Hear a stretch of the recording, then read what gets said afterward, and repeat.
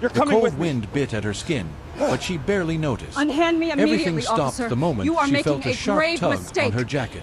"Hey, what do you think you're doing?" she shouted, spinning around, but it was too late. The officer had ripped her jacket from her shoulders, his grip firm, almost violent. The fabric tore with a loud rip, a sound that made her heart leap and her blood boil. People nearby turned, their eyes wide, murmurs spreading across the street like wildfire. She stepped back instinctively, pulling at the remaining piece of the torn jacket. "You can't just," she started, but the officer cut her off. His face was set, cold, almost smug, as if he had all the authority in the world to do exactly this. "Move along," he barked. His voice carried the kind of certainty that only someone who has been told, over and over, that the world bends to their rules could muster. Her mind raced. Who was this man to treat her like she was nothing? She noticed the crowd forming slowly, people recording with their phones, whispering, some even stepping closer. But the officer didn't care. He didn't notice them. His eyes were locked on her, his posture aggressive. She realized with a flash of anger that this wasn't just random harassment. He had a target, and that target was her. "You have no right," she said firmly, trying to pull her jacket back. But the officer laughed, a short, sharp laugh that made her skin crawl. "You think because you're out here in the open, you can just flaunt the law," he sneered. "I make the law." The audacity of him, the sheer sense of entitlement, made her pulse pound. How could anyone be so blind to their own arrogance? Her first instinct was shock, then anger, then a cold, calculating clarity. She couldn't let this go. Not now, not like this. She looked him directly in the eyes, letting him see the fire there. There was a pause, a frozen second in the chaos, where everyone seemed to hold their breath. Then, almost as if on cue, the officer's expression faltered. He blinked, and that pause grew longer. Something in her stare made him hesitate. In that split second, she realized what had to happen. Calmly, deliberately, she spoke, her voice low but sharp. "Do you have any idea who you're dealing with?" She didn't give him time to respond. She straightened her torn jacket as best as she could, the fabric still shredded, her anger simmering beneath a controlled exterior. The people around them whispered, sensing the tension, unsure if it was about to explode. The officer looked confused, his posture stiffening. It was almost comical if it weren't so terrifying. He was used to fear, to compliance. He was used to people backing down, apologizing, afraid of him. But not her. There was something in the way she carried herself, something that screamed she was not like anyone else he had encountered on the streets. And then the recognition hit him, a flash in his eyes, like a small crack in the armor of arrogance he wore. She allowed herself a very small, knowing smile, not because she was proud of the torn jacket, but because she knew the truth behind the officer's sudden pause. She was not just a woman on the street, she was a federal judge. And he, the man who thought he could humiliate her with a simple act of aggression, had no idea of the storm he had just invited into his life. The wind whipped around them, tugging at the remnants of her jacket, but now it felt like the universe itself was holding its breath, waiting for what would come next. The officer blinked, his jaw tightening. That flash of recognition had shaken him more than he cared to admit. For a moment, the bustling street, the murmuring crowd, even the cold wind, seemed to fade into a blur. All he could see was her, standing there, the torn jacket a symbol not of weakness, but of defiance. He tried to regain control. "Listen," he started, his voice faltering. He was used to authority, used to making split-second decisions that terrified others into obedience. But now, standing in front of him, was someone who radiated a power he couldn't simply intimidate away. And deep down, he felt that subtle, nagging fear, the kind that creeps into the mind when you realize you may have just messed with someone far more dangerous than yourself. She didn't flinch. She let him speak, letting the words fill the air, knowing they were meaningless. "Listen. I don't know what you think this is, but—" he tried again. His tone was shaky now, uncertain, and the people around them began to notice. Some whispered, "Who is she?" Others muttered, "She's not just any woman." Then she spoke, her voice calm, deliberate, and cutting through the tension like a blade. "I'm the federal judge assigned to the investigation involving you." The words landed like a thunderclap. You could almost hear the gasp of the crowd, the shift in the air. He froze completely. His face drained of color, and his confident posture crumbled. The same arrogance that had allowed him to rip her jacket mere moments ago evaporated. What? He stammered. His mind raced, trying to reconcile what he had just heard. A federal judge? Here? On this street? In front of him? Someone who could ruin his career, investigate every move he had made, and expose wrongdoing he had spent years hiding? Panic surged, a cold, sharp panic that made his hands shake slightly. Yes, she continued, her tone steady, almost serene, but with an undeniable edge. You just attacked the very person tasked with overseeing the investigation into your conduct. Every action you just took. It's now evidence of your own behavior. Her words weren't just a statement, they were a challenge. A warning. Every syllable was precise, measured, and yet it carried the weight of authority that no uniform could command. The officer tried to recover. I didn't know. His voice trailed off. He was grasping, fumbling, and he knew it. Every instinct that had allowed him to intimidate people before now betrayed him. The people who had stopped to watch whispered among themselves, some recording on their phones. He could feel their judgment, even if it was silent. And worst of all, he could feel the weight of the law itself bearing down on him, embodied in this woman standing in front of him. She stepped closer, not threateningly, but with a calm authority that made the space between them feel charged. Ignorance doesn't absolve you. Your actions are on record now, and the consequences will follow. Consider this a warning, a very clear, very public one. Her eyes held his, unflinching, and in them he saw not just power, but the unmistakable calm that comes from someone who knows the law inside and out. The crowd was silent now, sensing the shift. People had initially come to watch a confrontation, expecting maybe a shouting match or a scuffle. But this was different. They were witnessing the moment someone who held real power made it unmistakably clear that no one, not even a man in uniform, was above the law. He swallowed hard. I didn't mean, he tried again. But she cut him off with a single raised hand. Save it. Your intentions are irrelevant now. What matters is your actions and their consequences. And the law doesn't negotiate with force or intimidation.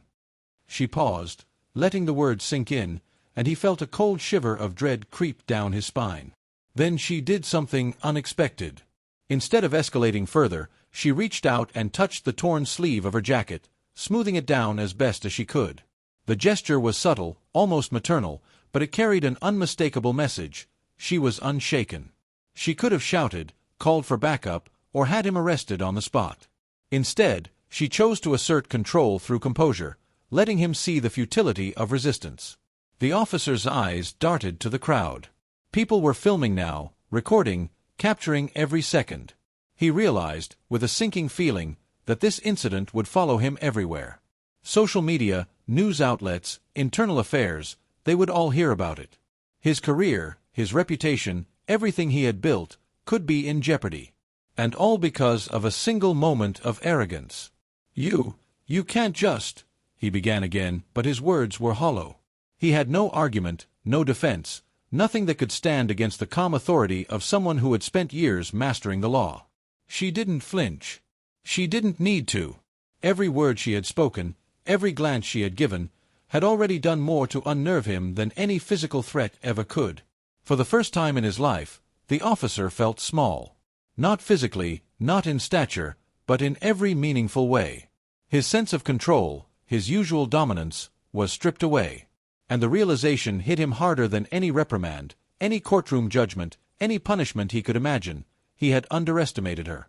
He had underestimated the law itself.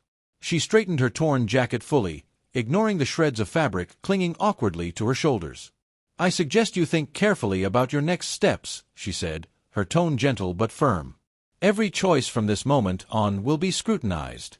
Every action recorded. Do not make another mistake. Her gaze locked with his, unwavering. The crowd felt it too. There was no room for doubt, no ambiguity. The power dynamics had shifted completely in those few tense moments. The officer nodded, barely able to speak. Why, yes. Your Honor, he muttered, his voice a mixture of fear, shame, and reluctant respect. It was the first time anyone had addressed him in that tone, anyone he couldn't intimidate or manipulate. And in that moment, he realized that the very fabric of his authority, the thing he had wielded so carelessly, could not withstand her presence. As she turned and walked away, the crowd parted, some clapping softly, some simply staring in awe. She didn't celebrate. She didn't gloat. But the message was clear. She was not just any woman, and he was not above the law. The torn jacket, once a symbol of aggression and humiliation, had become a mark of triumph, not for vengeance, but for justice. And somewhere deep inside him, the officer knew that his life had changed irrevocably. This encounter would haunt him, a constant reminder that arrogance, force, and prejudice had limits, and that sometimes the law wore a woman's face. The cold air still lingered on the street, brushing against her torn jacket, but the chaos of the moment had faded. She walked steadily, her heels clicking on the pavement, each step deliberate, a rhythm of control and authority. Inside, her mind was already racing, not with anger at the officer, but with the unending responsibilities that came with her role. She was a federal judge, entrusted with decisions that could change lives, and the man she had just faced was a small glimpse of the many obstacles in her path.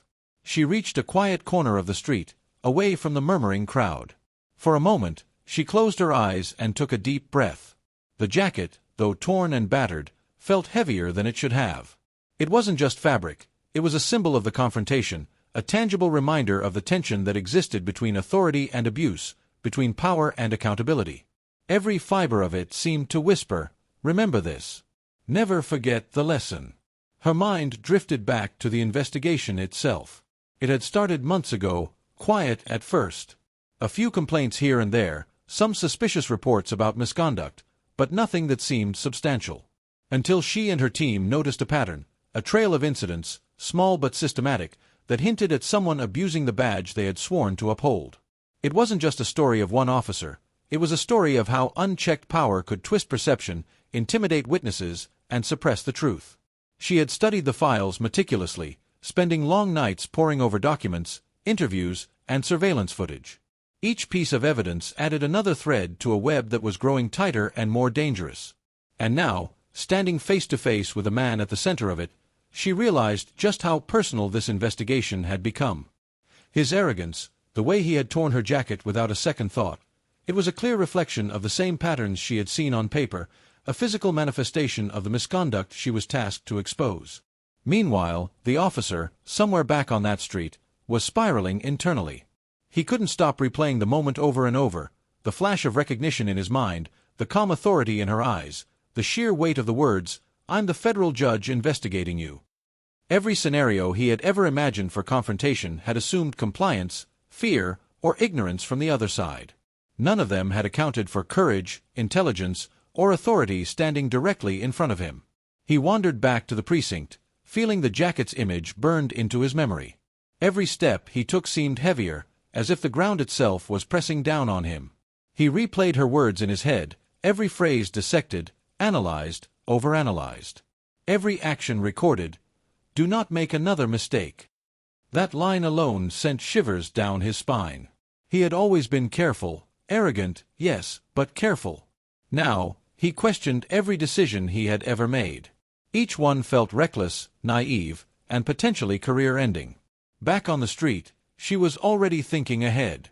She couldn't dwell on the confrontation for long. The investigation required more than immediate reactions. Her team would need detailed statements, timelines, and corroborating evidence from witnesses. She had to ensure that every step was documented flawlessly, leaving no room for doubt, manipulation, or dismissal. The torn jacket would become a minor detail in the larger narrative of accountability, but the psychological impact, the reminder that no one, not even those in uniform, was beyond scrutiny, was invaluable. She pulled out her phone and called her assistant. "We need full witness statements from anyone who saw the street incident," she said, her voice calm but precise. "Video footage, timestamps, names, everything. Prepare it for review first thing tomorrow. And make sure the officer's past conduct is flagged. We need a complete file." Her words were like commands, each one weighted with authority and expectation. There was no room for error, no room for hesitation. Meanwhile, the officer sat at his desk in the precinct, staring blankly at the paperwork before him. The hum of fluorescent lights, the chatter of colleagues, the occasional ring of a phone, all of it felt distant, almost surreal. He had been trained to respond quickly, to assess situations and act decisively. Yet, in the face of her calm, he felt paralyzed. He considered calling a lawyer, thinking about excuses, imagining ways to explain what had happened, but every potential path seemed inadequate, hollow, and insufficient. The contrast between them couldn't have been more striking. She was composed, deliberate, unwavering. He was fraught with panic, uncertainty, and self-doubt. And somewhere deep down, he realized that it wasn't just about the torn jacket anymore. It was about accountability, responsibility, and the consequences of power wielded carelessly. Every arrogant choice he had made now loomed larger than life, threatening to engulf him completely. She walked through the streets, the weight of her responsibility pressing on her shoulders, but it was a different weight, a purposeful one. It wasn't fear or doubt, it was clarity, focus, and determination. She had seen the worst of human behavior, had examined corruption and misconduct in countless forms. Yet today, she had faced it up close, and she had remained unshaken. Her jacket, torn and battered, reminded her that power and justice were not just theoretical, they were tangible, tested in moments of confrontation and courage. At the same time, the officer's anxiety grew. He tried to rationalize, to convince himself that nothing would come of the incident, that perhaps it could be brushed off or forgotten. But deep down, he knew the truth. He had underestimated a force far greater than his authority, the force of law, integrity, and the unwavering courage of someone who would not be intimidated. Back at her office, she began drafting notes, recording observations while they were still fresh.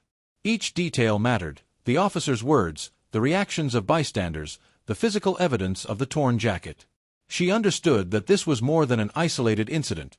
It was a moment that could define the trajectory of the investigation. It was a microcosm of systemic issues she was determined to address.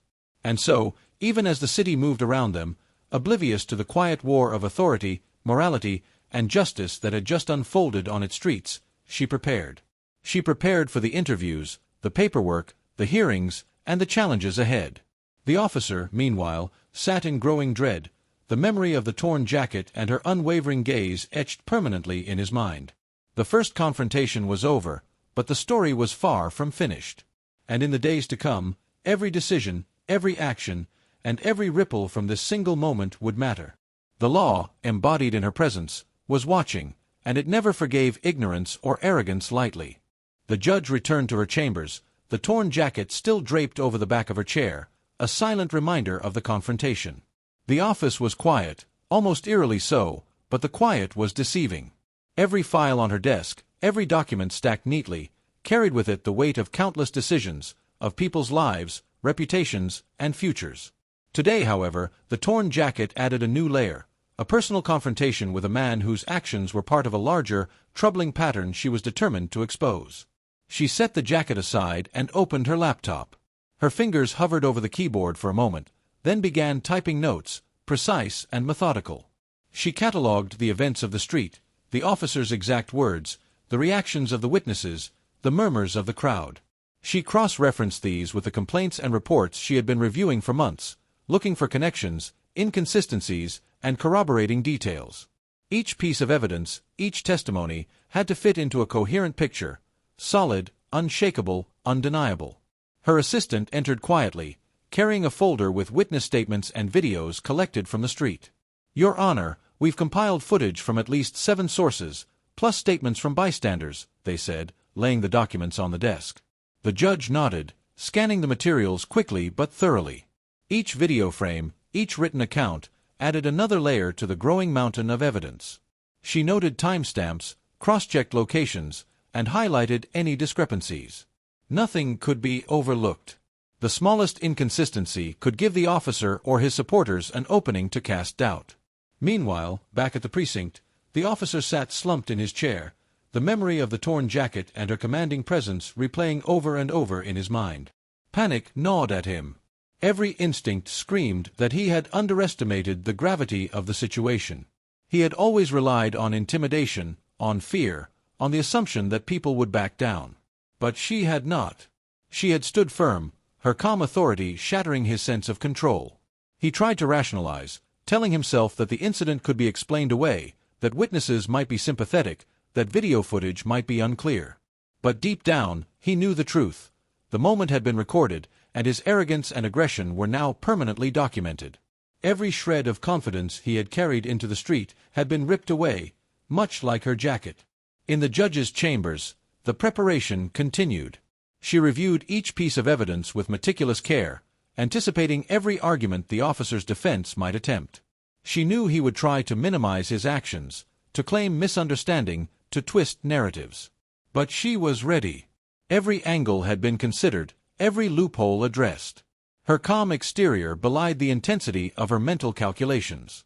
She was preparing not just for a confrontation in court, but for a battle of integrity, ethics, and truth. The office phone rang, breaking the silence. She answered with measured calm. "Yes," she said. A voice on the other end relayed additional witness reports and police dispatch logs related to the incident. She listened intently, taking notes, confirming details, and filing the information methodically. Each new piece of data was another arrow in her quiver, another step closer to building an airtight case. Meanwhile, the officer paced in his small office at the precinct, muttering under his breath. He considered contacting a lawyer, thinking of strategies to protect himself, but each scenario seemed flawed, inadequate. The videos, the witness statements, the public nature of the confrontation, everything stacked against him. Anxiety twisted in his gut. He realized that this was no longer a matter of personal pride or ego. This was about consequences, and the law was not something he could intimidate or negotiate with. Back in chambers, the judge organized the evidence into a comprehensive file. She labeled sections clearly: witness statements, video footage, officers' prior complaints, patterns of behavior, and contextual information regarding previous investigations. Each section was meticulously detailed, annotated, and cross-referenced. She wanted to ensure that when the day came to present the case, nothing could be questioned, nothing could be disputed. Every detail mattered. Every word, every action, every torn seam of her jacket, symbolic or literal, had its place in the narrative of accountability she was constructing. Hours passed, the sun dipping lower in the sky, casting long shadows across her office. She stood up, stretching slightly, her eyes lingering on the torn jacket one last time.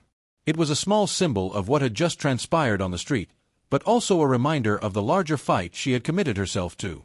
The confrontation had been personal, but the implications were systemic.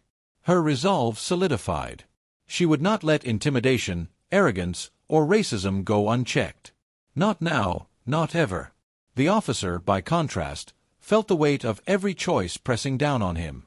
He replayed the confrontation again and again, analyzing every expression, every movement, every word. He felt trapped, cornered by his own actions, his own misconduct now laid bare. Panic turned to desperation, and desperation into a vague, simmering fear that something far greater than him had taken notice. And in that fear, he knew that this was only the beginning. The confrontation on the street, the torn jacket, the public humiliation, they were now part of a chain of events that would not be easily broken. As the night settled in, the judge continued her preparation, methodical, deliberate, and unyielding. She drafted notes for potential questions, anticipated defense arguments, and strategized ways to present the evidence clearly and persuasively. Every detail mattered, and she left nothing to chance. The torn jacket had started as a symbol of aggression but had transformed into a marker of accountability, a visible and tangible reminder of the responsibilities inherent in both power and the law.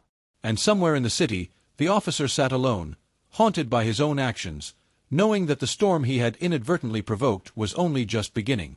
Every passing minute reminded him of the consequences he could not escape, the authority he had underestimated, and the woman who had turned a simple act of arrogance into a defining moment of justice. The stage was set.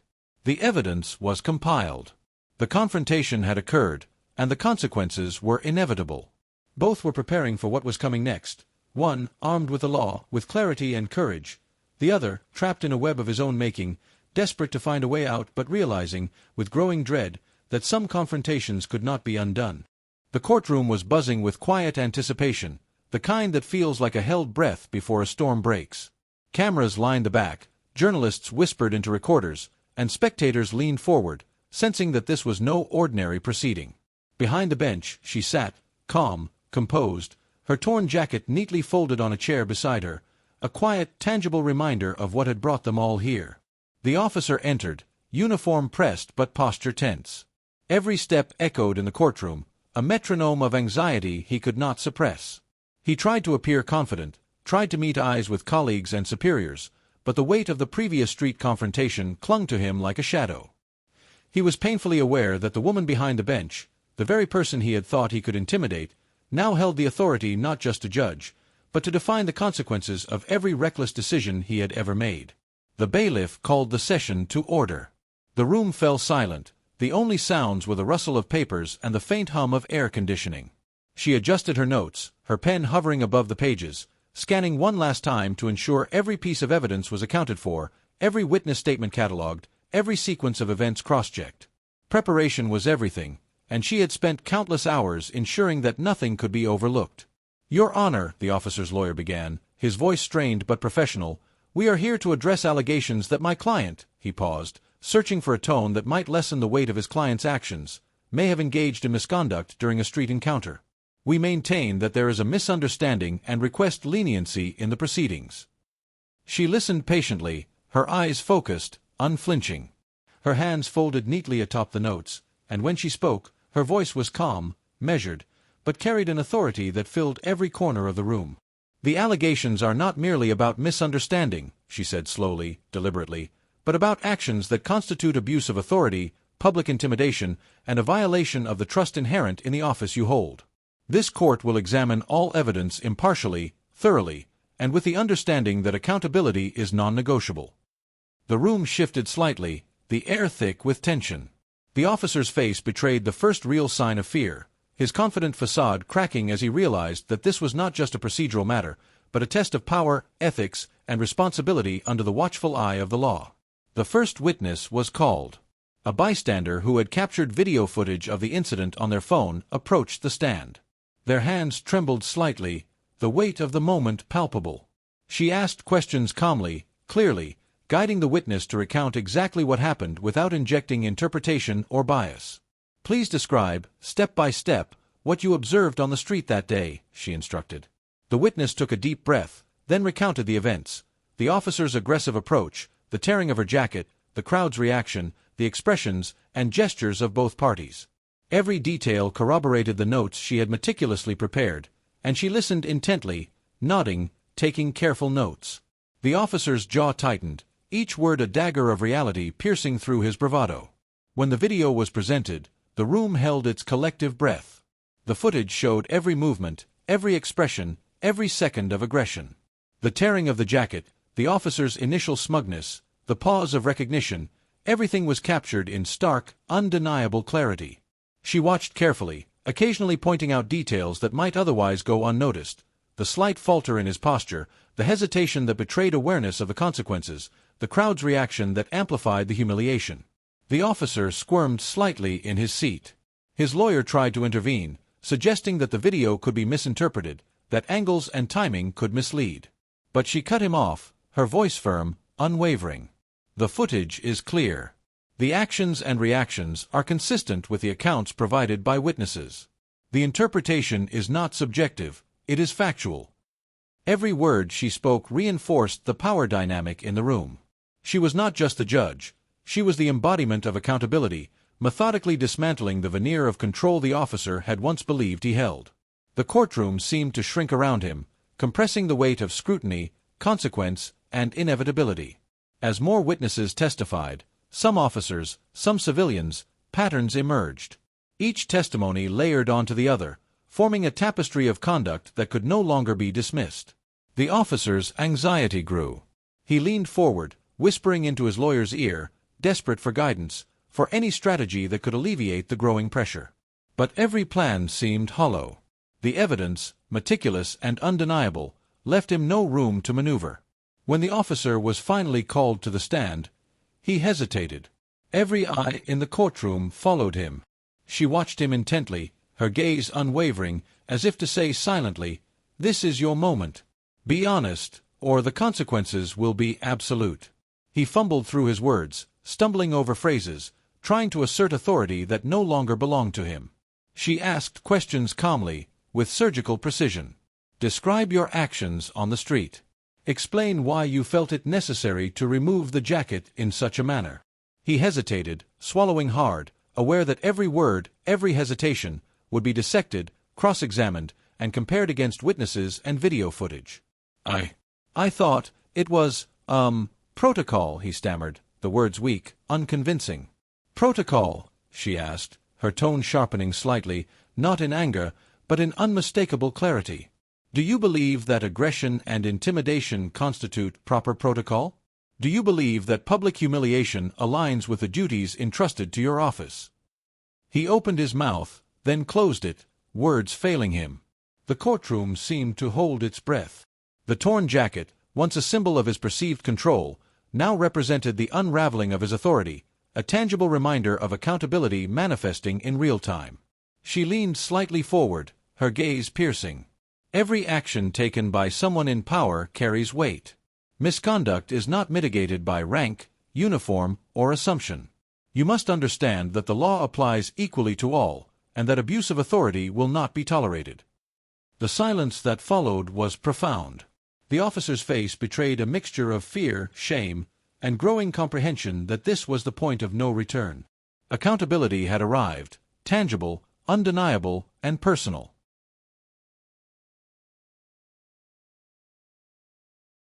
The courtroom was silent, every ear straining to catch the next word.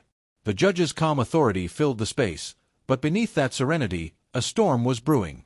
She had already established the facts, witnesses, video footage, timelines, and the officer's own admission. Now, it was time to dig deeper, to uncover the mindset behind the actions, to reveal the reckless arrogance that had fueled the confrontation. "Officer," she began, her voice steady, deliberate, "you've described your actions as protocol. Yet witnesses observed aggression, intimidation, and disregard for personal safety. Explain this contradiction." He swallowed hard, sweat foaming at his temples. I was following procedure," he stammered, his voice cracking slightly. His hands fidgeted on the table. He was grasping for words that could save him, but each phrase seemed weaker, less convincing, trapped under the weight of undeniable evidence. "The video footage shows you ripping her jacket, using force unnecessary to the situation," she continued, her tone cutting but calm. "Were you not aware of the potential consequences, legal, personal, and professional, of such behavior?" He hesitated, his mind racing. Every instinct screamed at him to defend himself, to shift blame, to minimize the incident. But deep down, he knew he couldn't. Every witness, every frame of video, every detail aligned against him. The very act of intimidation he had relied on for years had failed spectacularly. I thought," he began, trailing off. He clenched his fists, trying to summon the confidence that had allowed him to intimidate others. It didn't come. Instead, a quiet, gnawing fear crept in, a realization that his actions had consequences he could not control or reverse. "You thought," she asked, leaning forward slightly, her gaze unwavering. "You thought that ripping someone's jacket in public, a woman, in front of witnesses, was acceptable? That it would go unchallenged?" He swallowed again, the courtroom seeming to shrink around him. "I didn't think it would, words failed him. He had always relied on fear and authority to navigate situations. Now, facing her calm scrutiny, he realized that those tools were powerless against her knowledge, composure, and moral clarity. She paused, letting the silence stretch, magnifying the weight of the moment. Every person in the room, from witnesses to reporters, felt the tension. The torn jacket, once a minor detail, had transformed into a symbol of accountability, a physical manifestation of justice asserting itself. "Officer," she continued, "you have held a position of power, sworn to protect and serve. Yet your actions demonstrate misuse of that power. Were you aware that misconduct like this undermines public trust and safety?" He nodded quickly, desperate to show understanding. "Yes, Your Honor." "I understand now." "Now?" she asked, the single word slicing through the air. "Not before. Not in the moment when you chose aggression over restraint. Not when you violated both protocol and basic human dignity." He froze, realizing the gravity of the statement. His mind raced through every choice he had made, every instinct he had followed. Each one now felt like a misstep, an echo of arrogance and ignorance that had led him here. He wanted to speak, to justify, to explain, but the words eluded him. The courtroom was not a place for excuses. Every attempt at defense felt hollow, every rationalization inadequate. She leaned slightly forward, her voice calm but firm. Every action has a consequence. Today, your actions are being scrutinized not only for what happened on the street, but for the pattern they represent.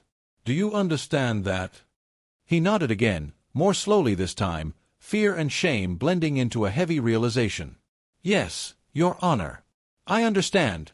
The witnesses had watched quietly, their statements already integrated into the narrative, their testimony corroborating the physical evidence and each other.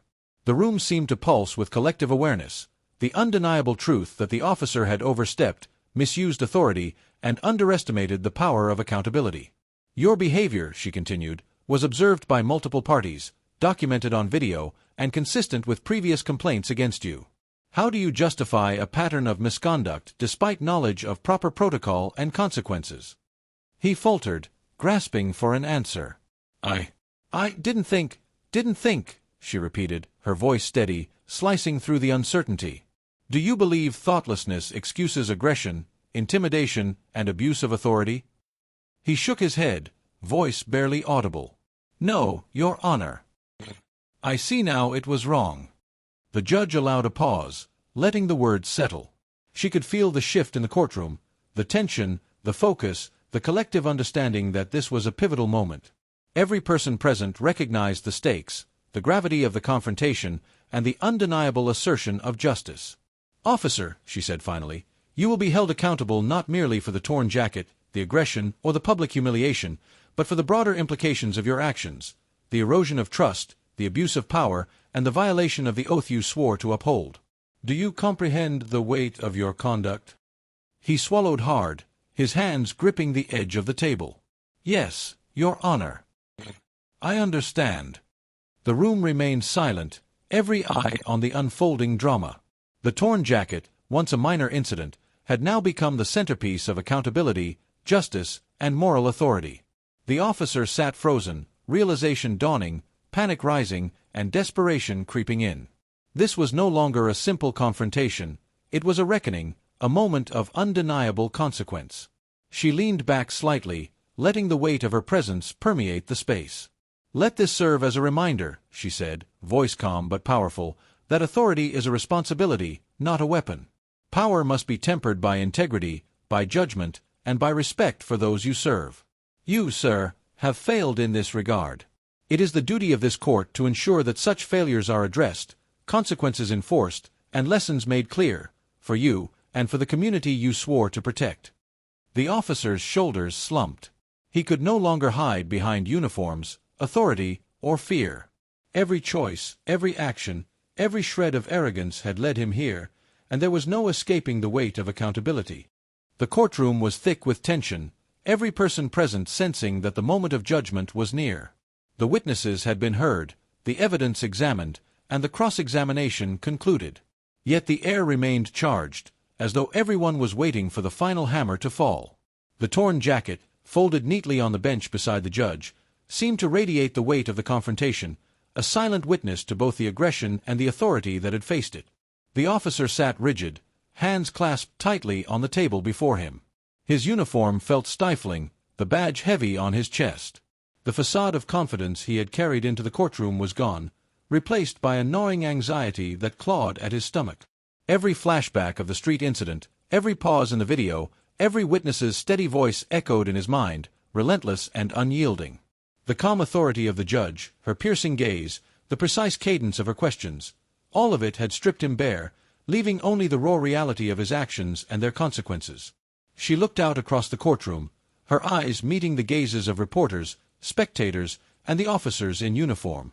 Then she turned her attention fully to the officer, her presence commanding yet measured. The room seemed to contract around her, every whisper of movement silenced, every heartbeat attuned to the moment. Officer, she began, her voice firm but not raised, you have been presented with evidence, testimonies, and facts that unequivocally demonstrate misconduct, abuse of authority, and violation of public trust. He swallowed hard, attempting to muster a response, but the words stuck in his throat. His mind raced, trying to find a loophole, a shred of justification, but each thought was drowned out by the clarity of her authority. He had always relied on fear, on power, on intimidation, but none of it worked here. Not with her. Not with the law. The actions you took on the street, she continued, were neither isolated nor insignificant. They reflect a pattern inconsistent with the responsibilities entrusted to those who hold positions of authority.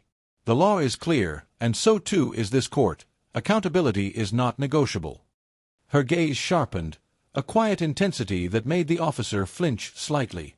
He felt the weight of her words pressing down on him, the cumulative force of months of investigation, evidence gathering, and moral judgment converging in this moment. He tried again to speak, voice trembling.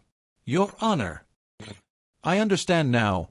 Understand," she repeated, each syllable precise, deliberate.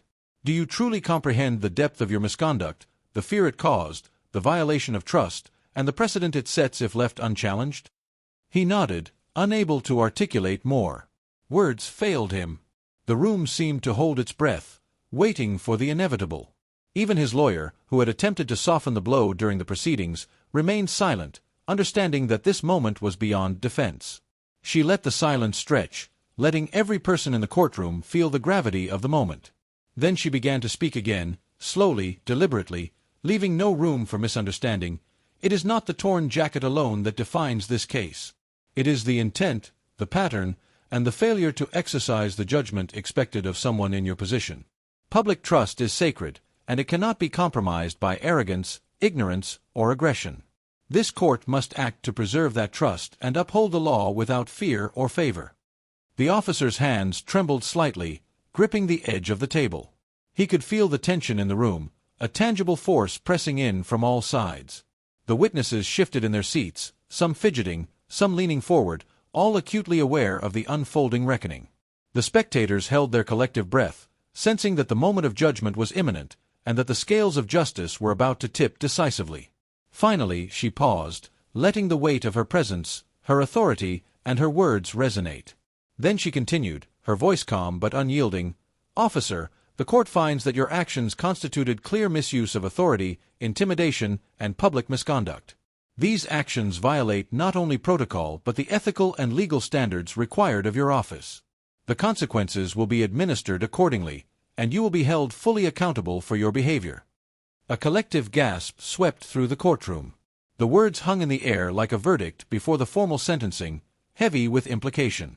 The officer slumped slightly in his chair, the first real signs of breakdown manifesting. His face had gone pale, hands shaking as the reality of the judgment sank in. Every instinct that had guided him through years of service now seemed irrelevant, useless, and inadequate. She allowed a moment of silence, giving him a chance to absorb the impact. He stared down at the table, unable to meet her gaze, feeling the full weight of his misconduct pressing upon him. He realized that the public display of aggression, the torn jacket, the witnesses, the videos, all of it had become a permanent record of failure, a testament to the consequences of abusing power. The courtroom was a still, tense tableau, every observer aware that they had witnessed not only the collapse of authority but the affirmation of justice. The officer's breakdown was not dramatic or theatrical. It was quiet, internal, a slow unraveling of composure and denial as he faced the undeniable truth.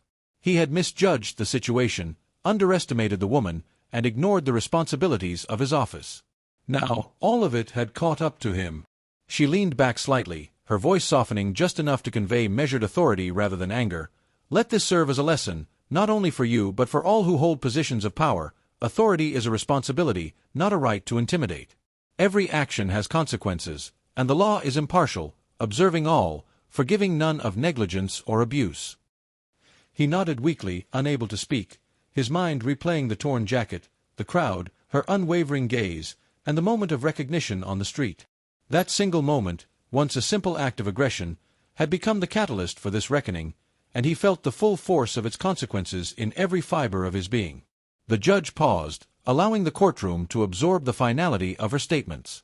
Then, turning her attention to the formalities, she prepared to announce the specific outcomes, the official sentencing that would translate moral and legal authority into tangible consequence.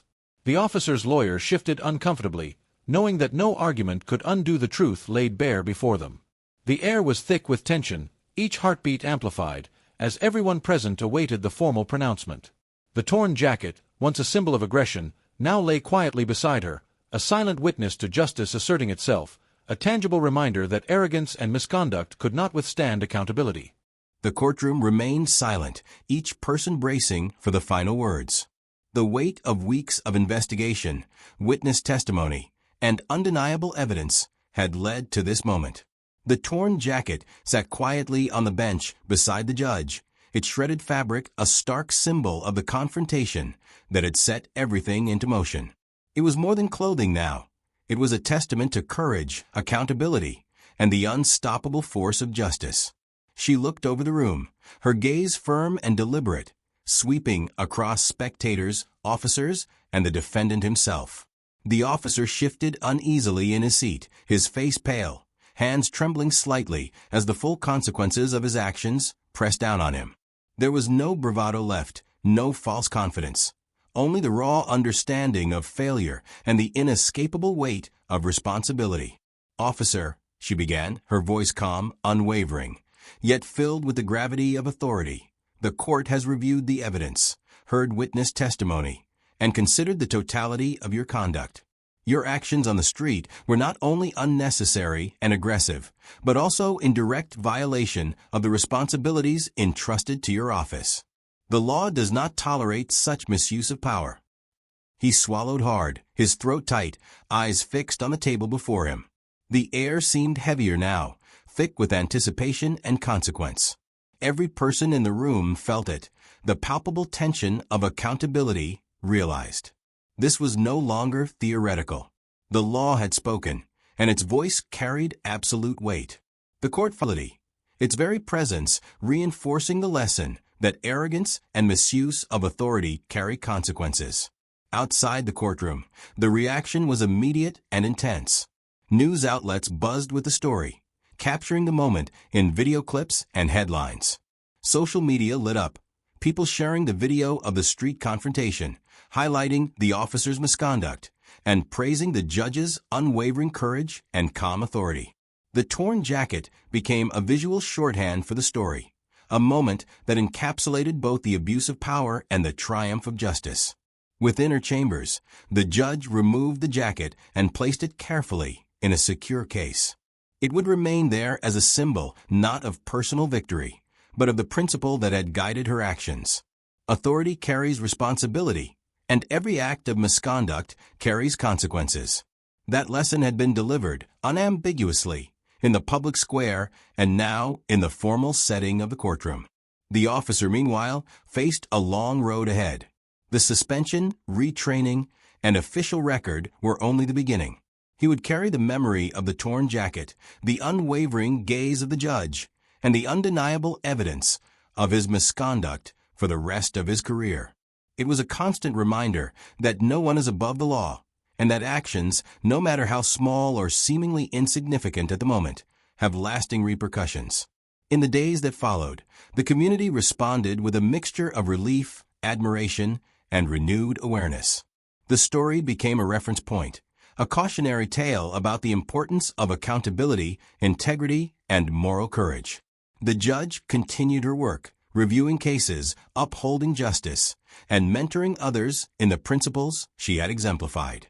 Her calm authority and decisive action inspired colleagues and citizens alike, reinforcing the idea that the law is a shield for the vulnerable and a check against the misuse of power. For the officer, every encounter, every glance at the courtroom, and every reminder of the incident served as a lesson in humility. He had faced the consequences not through anger or violence, but through the steady, unyielding application of justice. The torn jacket, now preserved as a symbol of accountability, had ensured that the lesson would never be forgotten.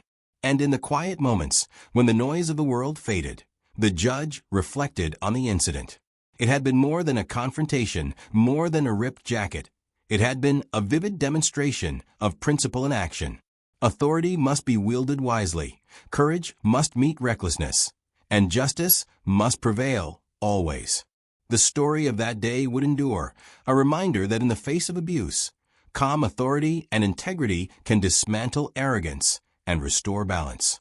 Justice had been served, not through spectacle, not through vengeance, but through clarity, preparation, and unwavering moral authority. The torn jacket remained a silent witness to the lesson. The law sees, the law remembers, and the law does not forgive negligence, arrogance, or abuse of power. The courtroom emptied slowly, the spectators carrying the story with them. Cameras shut off, whispers faded, but the lesson endured. The officer left in subdued silence, the weight of accountability pressing with every step. And the judge, calm, composed, and resolute, returned to her chambers, the symbol of the torn jacket reminding her, and everyone who knew the story, that courage, preparation, and unwavering integrity are the true markers of justice.